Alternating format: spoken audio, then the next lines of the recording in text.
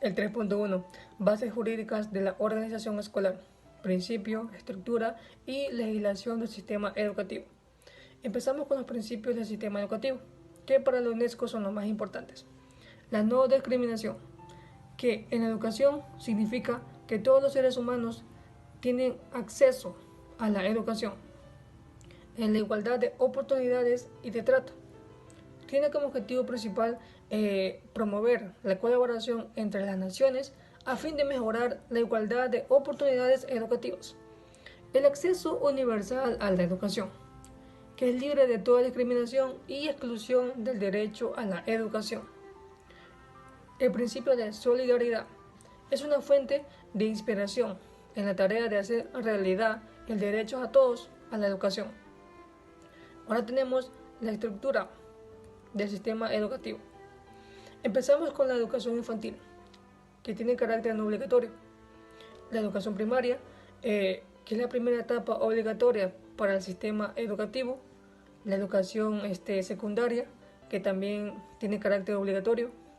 El bachillerato, en el cual pues el título permite el acceso a las distintas enseñanzas de educación superior. Y la formación profesional. Legislación del sistema educativo. Es el conjunto de políticas y leyes que regulan y dirigen el sistema educativo para su correcto funcionamiento.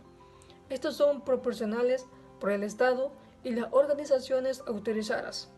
Por ende, todo docente tiene como rol principal conocer todos los aspectos legales a su ámbito laboral. ¿Para qué?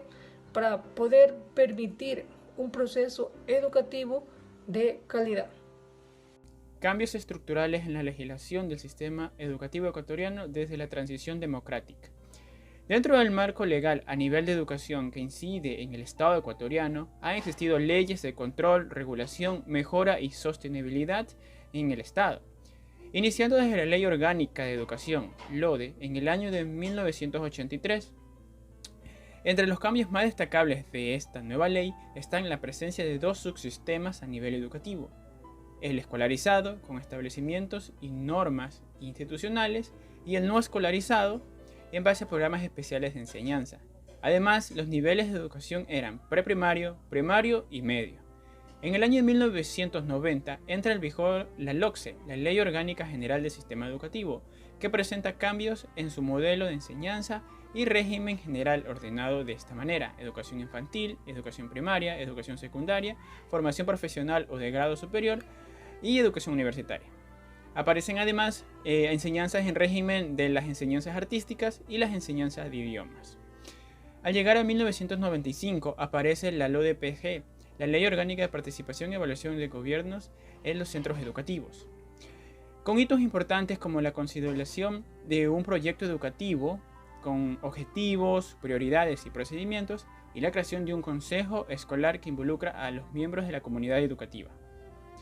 En el año del 2002 entra en vigor la LOCE, la Ley Orgánica de Calidad de la Educación, que se orienta al sistema de resultados por medio de evaluaciones cuantitativas. Además, el Consejo Escolar deja de tener la potestad que tenía antes y ya no elige directores. Finalmente, la LODE, la Ley Orgánica de Educación, surgida en el 2006, mantiene la universalidad en la educación inicial de 0 a 5 años con la creación de CNHs, el fortalecimiento de la educación en adultos, la mejora en infraestructuras y el equipamiento de todas las instituciones educativas. 3.12. El perfil legislativo del centro escolar en la LOE.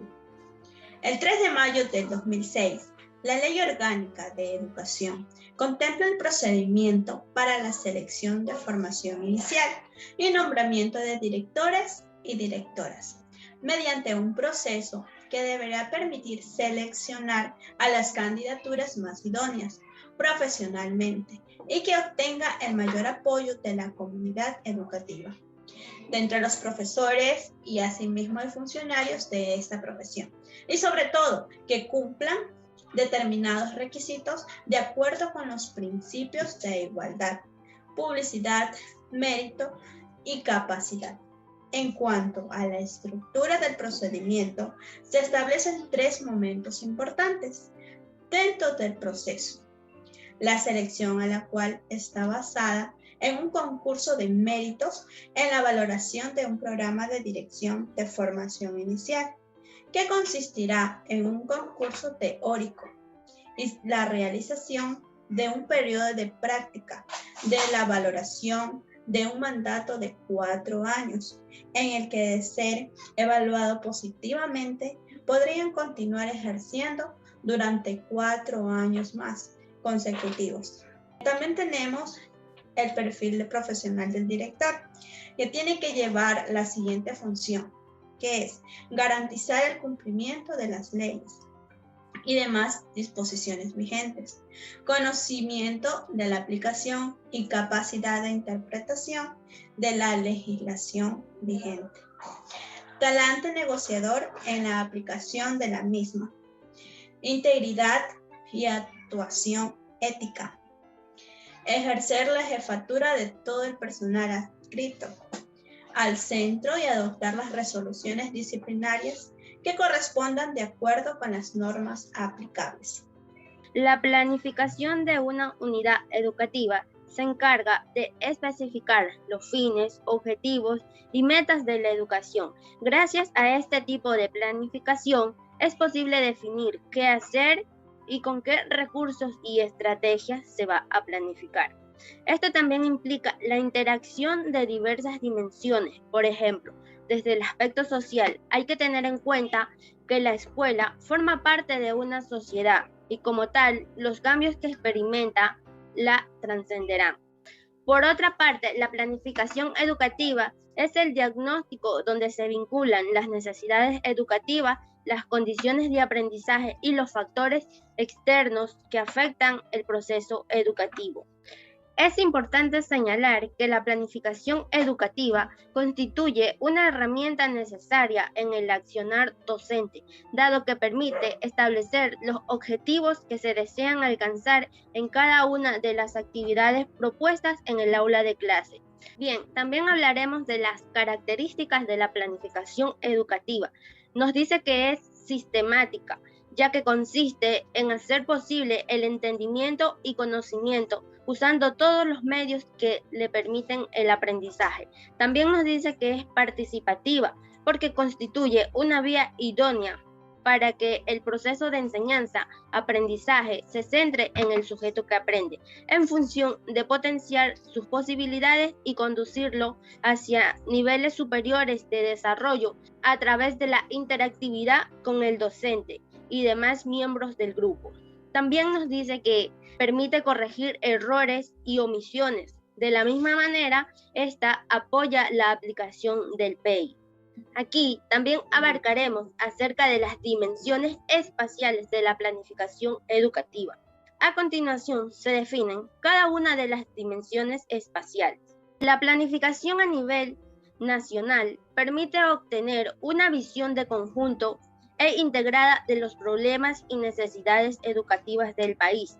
En cambio, en la planificación a nivel regional se desprende del proyecto educativo nacional y adecuado a las características socioeconómicas y culturales de cada región del país.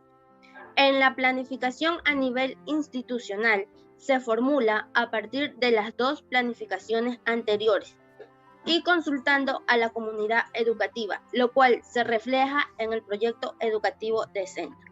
El proyecto educativo de centro es un documento pedagógico elaborado por y para la comunidad educativa. El PS es el marco de referencia, ya que recoge de forma detallada la identidad, los objetivos y organización de un centro educativo, con el objetivo de dar respuesta eficaz a las necesidades y demandas que se pueden presentar a lo largo del curso escolar.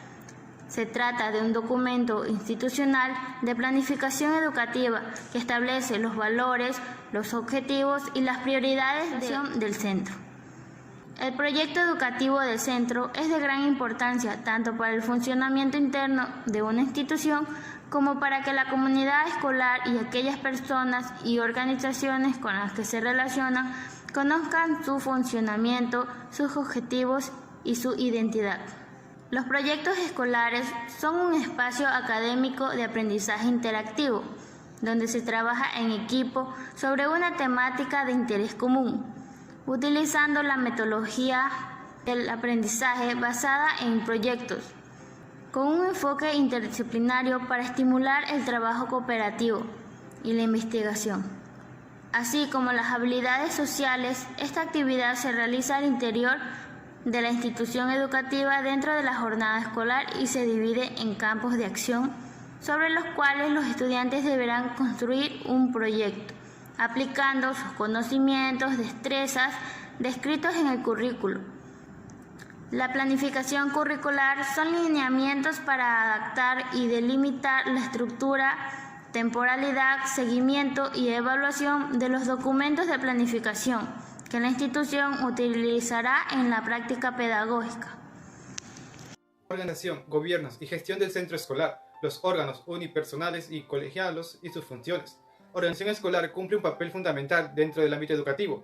Para que el proceso de enseñanza y aprendizaje funcione, se debe partir de un análisis de la realidad en la que se encuentren y fomentar sobre todo la colaboración entre todos los profesionales que participan en la educación del alumno. El nuevo modelo de gestión educativa es un proyecto que inició su gestión en enero del 2010 y plantea la reestructuración del Ministerio de Educación para garantizar y asegurar el cumplimiento de los derechos de la educación. Es decir, busca influir de manera directa sobre el acceso universal y con equidad a una educación de calidad y calidez. Órganos unipersonales. Tenemos el director. Elección y nombramiento del director. Las administraciones educativas convocarán concursos de méritos y establecerán los criterios objetivos y el procedimiento de valoración de los méritos del candidato y del proyecto presentado. Tenemos el jefe de estudio. Funciones del jefe de estudio son coordinar las actividades de carácter académico, de orientación y velar por su ejecución. Como último tenemos al secretario. Las funciones de este es ordenar el régimen académico del centro de conformidad con las directrices del director, participar en la elaboración del PGA, junto con el resto del equipo directivo. Los órganos colegiados tenemos el consejo escolar, se compone por el director del centro, quien será su presidente, el jefe de estudios, un concejal o representante del ayuntamiento, un número de profesores elegidos por el claustro, que no podrá ser inferior a 1/3 del total de componentes, además de un número de padres y de alumnos elegidos respectivamente por y entre ellos, tampoco inferior al 1/3 del total. Un representante del personal de administración y servicios del centro. Además, deberá contar con un secretario del centro que ayudará como secretario del consejo con voz y sin voto. El claustro de profesores es el órgano propio de participación de los profesores en el gobierno del centro y tiene la responsabilidad de planificar, coordinar e informar, en su caso, decidir sobre todos los aspectos educativos del centro. En el punto 3.2.3 vamos a hablar sobre la organización del sistema de comprensión e integración de los alumnos con diferentes y diversos géneros, en la participación educativa y la resolución de conflictos. Entre ellos vamos a hablar sobre la parte de participación educativa. ¿De qué se trata esto? Es una colaboración directa con el proceso de aprendizaje del alumnado, tanto en el horario escolar como en el extracurricular. También nos habla sobre la integración escolar. Se basa en un paradigma que es más productivo en todo un grupo, heterogéneo o homogéneo. En la educación inclusiva significa que es donde todos los alumnos o jóvenes con o sin discapacidad o dificultades físicas o intelectuales deben aprender juntos, ya sea que vengan de otras instituciones que no han sido de las mismas de los demás compañeros. En la inclusión es una manera donde debemos eliminar las barreras que enfrentan nuestros alumnos para acceder a un aprendizaje y la participación, para así igual seguir mejorando en su aprendizaje. En la resolución de conflictos, los conflictos en el ámbito escolar no son un hecho nuevo, sino de mucho tiempo siempre ha existido. Siempre existirá, nunca se va a acabar, sino que tenemos que buscar una manera para controlarlo y que exista un cambio en él. El docente, para enfrentar cualquiera de estas dificultades, tiene que tomar en cuenta estas recomendaciones como trabajar en la prevención, nunca incentivar al alumno que siga haciendo bullying, fomentar a la comunicación, no solo que el estudiante si existe un problema tenga que guardárselo, sino también comentarlo para buscar una solución y ayudar. También el docente tiene una forma de analizar ya sea la gravedad y la persistencia de este conflicto, de manera que podamos ayudar a nuestros alumnos. De esta manera podemos buscar soluciones concretas o constructivas. Con el tema 3.3, la evaluación del centro escolar. Vamos a iniciar con el pensamiento de Valderrama. Él considera que es el momento en el que cada establecimiento educativo analiza, recopila y valora toda la información relacionada con el desarrollo y las acciones de los resultados del ámbito. Ahora bien, el sistema educativo permite medir la rendición de la calidad basados en las evaluaciones del centro. La finalidad de cada una de estas evaluaciones es argumentar si los logros obtenidos mejoran la práctica educativa y su enseñanza. Por lo tanto, la evaluación sirve para medir el conocimiento, las destrezas y habilidades que el alumno ha adquirido a lo largo de su unidad o sus clases, e incluso en muchas ocasiones durante el parcial o el trimestre. Ahora bien, cada alumno tiene su manera de aprendizaje. Sin embargo, dentro de las evaluaciones encontramos tres principales objetivos. El primero, que es analizar si los objetivos y logros fueron cumplidos correctamente. El segundo es la aplicación de las nuevas técnicas. Y tercero es analizar si las motivaciones que el niño ha tenido durante las clases ha servido de apoyo o ha causado ese déficit de atención y problemas en los logros. Evaluación externa y líneas internacionales de investigación en evaluación de centros educativos. Como primer punto tenemos la evaluación externa. Supone una serie de ventajas como la independencia y la objetividad, credibilidad. Esta se produce cuando agentes no integrantes de un centro educativo o de un programa evalúan su funcionamiento. Es imprescindible para que cualquier organización avance y mejore. La evaluación de centros educativos y docentes tiene como finalidad identificar las prácticas educativas más adecuadas, mejorar los procesos de enseñanza y aprendizaje y certificar la calidad de un servicio educativo. Para que la evaluación de calidad educativa incida en los procesos de enseñanza y aprendizaje, es necesario que se mejore la gestión, los servicios y los equipamientos. Se evalúan los procesos de enseñanza y aprendizaje como una metodología de análisis basada en principios pedagógicos.